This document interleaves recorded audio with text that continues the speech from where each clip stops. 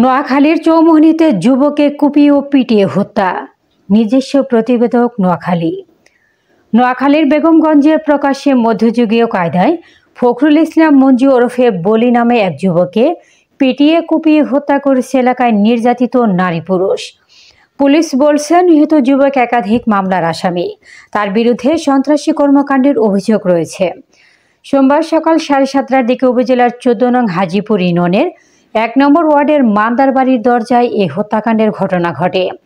নিহত বলি উপজেলার চৌমুহনী পৌরসভার 9 নম্বর ওয়ার্ডের খালাসি বাড়ির বদিউজ্জামানের ছেলে।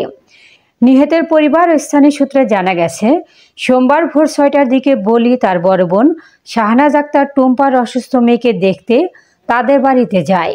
সেখান থেকে সকাল 7:30টার দিকে পুনরায় নিজের বাড়িতে ফেরার পথে উপজেলার হাজিপুর ইউনিয়নের মান্দার বাড়ির দরজায় পৌঁছালে এলাকার নির্যাতিত নারী পুরুষরা হামলা করে তার সিএনজিতে পড়ে।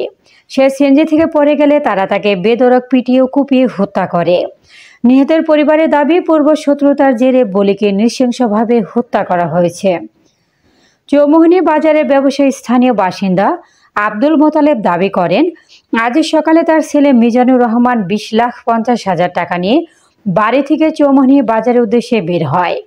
যাত্রাপথে উপজেলার মমতাজ সারের বাড়িতে সামনে পৌঁছলে বলিও তার সাঙ্গ পাঙ্গরা আমার ছেলেকে সিএনজি চালিত অটোরিকশা থেকে নামিয়ে মারধর করে, টাকাগুলো ছিনিয়ে নেয়। পরে খবর পেয়ে স্থানীয় লোকজন সেখানে গিয়ে বলিকে গণপিটুনি দিলে সে মারা যায়। তাৎক্ষণিক বিক্ষুব্ধ এলাকাবাসী সন্ত্রাসীদের বিচারের দাবিতে বিক্ষোভ করে এবং নিহত বলির আড্ডাখানায় হামলা চালায়।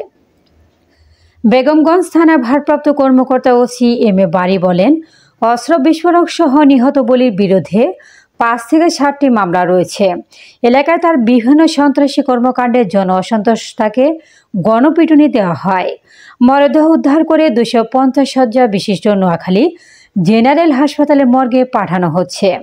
পরবর্তীতে ঘটনায় আইনগত ব্যবস্থা নেওয়া হবে।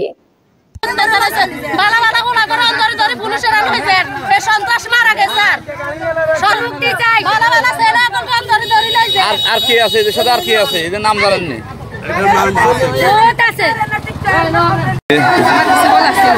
আমার স্বামীর একটা সন্ত্রাস মারা গেছে আমার বাড়ির সামনে। আমার স্বামী বিদেশ থেকে আসছে, প্রবাসী থেকে। আমার একটা ছেলে একটা মেয়ে। আমার স্বামীর দিনে ইয়েতে মানে অজান্তা মামলা দেয়। আমার স্বামী। আপনার স্বামীর নাম কি? ইদ্রিস মিয়া।